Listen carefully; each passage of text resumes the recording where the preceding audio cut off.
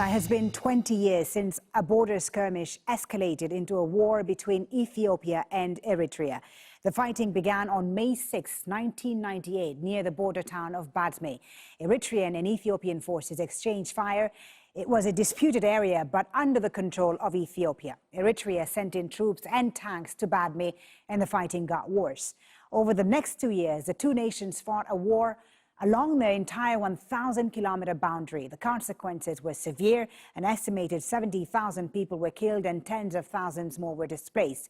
It cost both nations hundreds of millions of dollars at a time when they were desperately poor.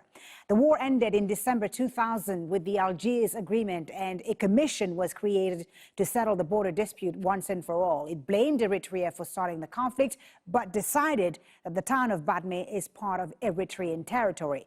But it remains under Ethiopian control and the border is still disputed.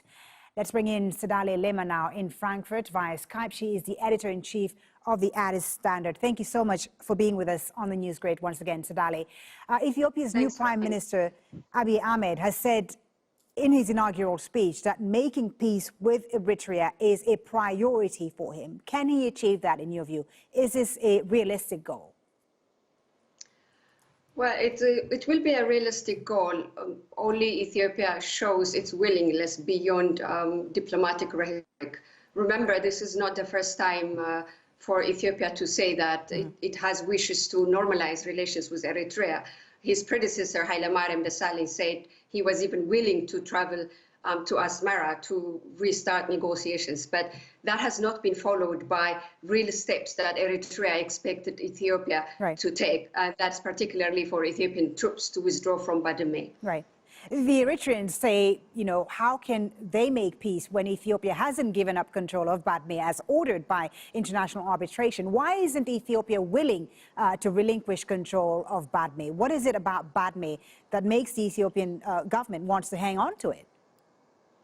Well, Ethiopia considers, ceding Badme is historically something that the Ethiopian government cannot explain to the Ethiopian people, provided that Badme was the flashpoint of the war, and Badme was occupied by Eritrea.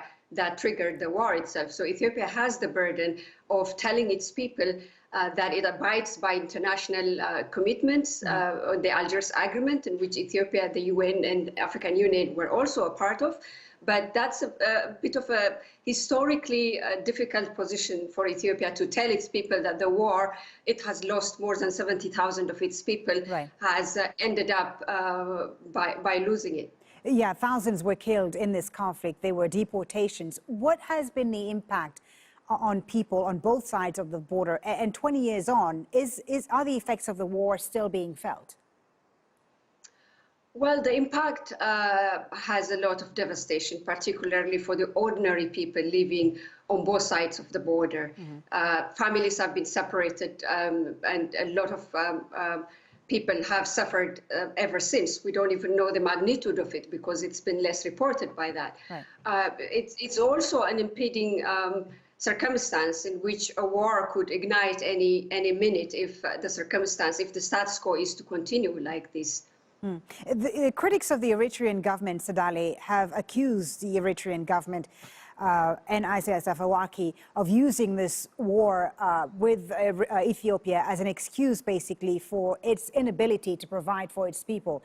Do you think the war has made Eritrea into one of the worst countries for human rights as per the United Nations, or are there other factors at play also?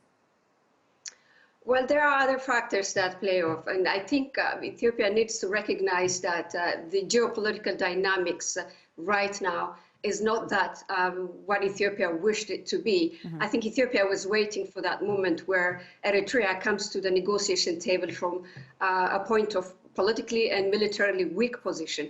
That is not going to happen because the Qatar factor and the war in Yemen has changed significantly the geopolitical positions, and Eritrea is not going to come to the negotiation table from a weak point of view. So I think Ethiopia needs to recognize that that Eritrea should be an equal partner in negotiations, and most importantly, I think Ethiopia needs to accept that it is international agreement is final and binding So unless this dynamics is changing, it's not going to be a lasting solution, what we have now. Very interesting to get your insight on this story. Sadali Lema, thank you so much for joining us once again on the News Grid. Thanks for having me. Now, relations may be tense between Ethiopia and Eritrea, but Eritreans continue to cross the disputed border. Take a look at these amazing photos on aljazeera.com. Young Eritreans going to great lengths to make it to Ethiopia and beyond. Many of them are men, 16 to 20 years old, wanting to avoid forced military service in Eritrea. Those photos on our website at aljazeera.com. Now, staying